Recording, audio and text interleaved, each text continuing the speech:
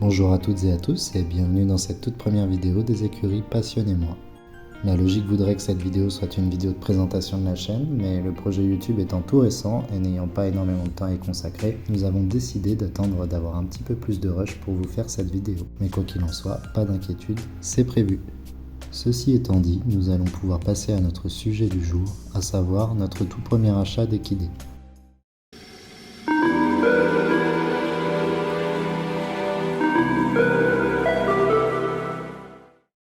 Pour vous contextualiser un petit peu les choses, nous avions quand nous sommes arrivés un hongre et une jument pleine qui devaient pouliner peu de temps après notre emménagement. Malheureusement, le jour de la mise bas, la jument a eu de grosses complications. Elle perdit son poulain et survécut de justesse. Quant à notre cheval, nous avons dû nous en séparer peu de temps après, laissant de ce fait la jument seule dans les prés, et comme vous le savez sans doute, les chevaux ne sont pas faits pour vivre seuls. Ayant peu de budget pour cet achat, notre recherche s'est assez naturellement tournée vers un poney qui, en plus de coûter peu cher à l'achat, pourrait nous permettre par la suite de faire monter des enfants si le besoin s'en faisait sentir. Et après quelques semaines de recherches infructueuses, c'est à côté de Limoges que nous avons trouvé notre perle rare. Une petite ponette ONC type Shetland de 2 ans, répondant au nom pas foufou de Clara, et que nous sommes allés chercher chez un ancien éleveur de vaches.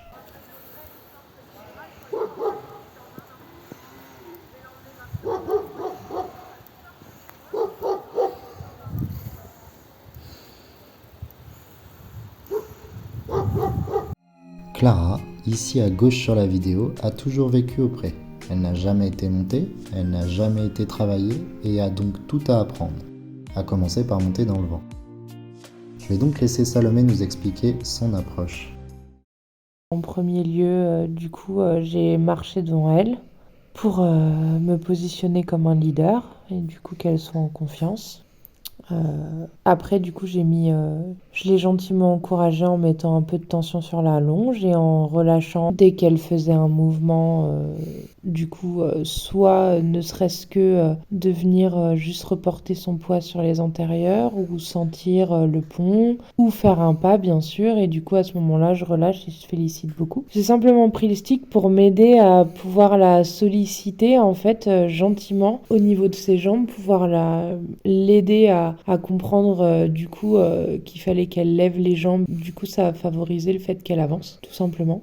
C'était pour pouvoir la solliciter en fait de façon plus loin, tout en restant devant elle dans cette attitude où du coup je la guide. En fait, c'est toujours la même chose, c'est d'y aller progressivement, prendre son temps et toujours être dans quelque chose d'ultra positif et toujours se positionner comme le leader. C'est-à-dire que c'est toujours nous qui allons d'abord, on encourage, on met en tension et on relâche dès qu'on a une réponse positive et surtout on prend son temps. Plus on va pouvoir prendre son temps et à chaque fois répondre positivement aux actions du cheval, même si ça prend une demi-heure, 1 heure. En l'occurrence, Clara est montée en à peine 10 minutes alors qu'elle avait jamais vu un vent de sa vie.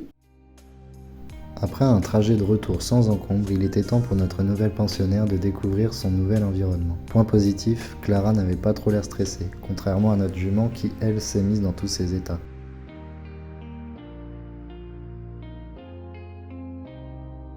Nous lui avons volontairement laissé son licol au début pour l'habituer à le porter.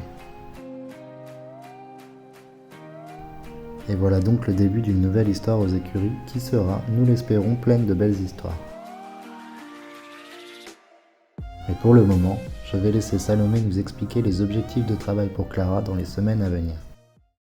Là, déjà, l'objectif, c'est qu'elle arrive à se promener en main correctement un peu partout avec nous. Ensuite, qu'elle puisse faire exactement la même chose avec son tapis et sa selle, qu'elle puisse s'habituer au filet et après, je vais la travailler aux longues graines. C'est un bon exercice au préalable pour lui apprendre plein de choses et du coup, vraiment bien préparer le débourrage avec un cavalier sur le dos après. Les longues graines, c'est des rênes très très longues pour pouvoir marcher en fait derrière le cheval et à côté, tout en le travaillant comme si tu étais au-dessus.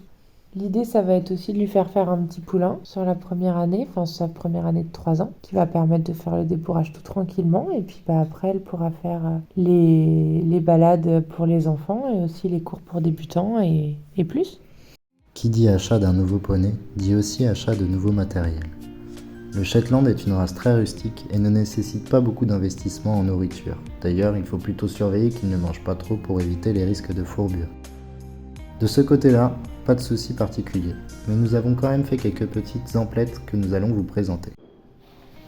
Du coup, j'ai pris une sangle élastique. L'idée, c'est d'habituer la ponette au sanglage.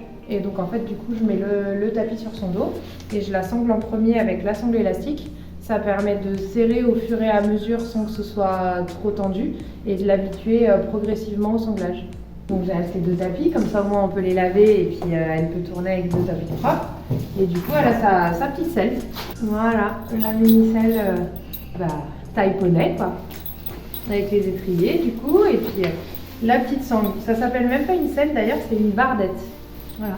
Donc pour l'instant, elle connaît pas encore la selle. Le tapis, on a fait hier, et la sangle élastique, elle connaît. En attendant, Clara s'est bien acclimatée à son nouveau lieu de vie et montre déjà son petit caractère. Nous lui avons fait voir le veto pour faire un petit check-up de santé et pour mettre à jour ses vaccins. Du coup, nous envisageons de la mettre dans le même enclos que la jument dans un avenir proche, mais ça, ce sera pour un prochain épisode. Et voilà, c'est déjà la fin de cette vidéo. Nous espérons qu'elle vous aura plu, et si c'est le cas, n'hésitez pas à nous laisser un petit pouce bleu et à vous abonner. Nous sommes également curieux de savoir ce sur quoi vous aimeriez que nous fassions des vidéos, donc n'hésitez pas à nous faire plein de suggestions en commentaire. Sur ce, je n'ai plus qu'à vous souhaiter une très bonne journée, et à vous dire à bientôt pour une nouvelle vidéo des écuries Passionnez-moi.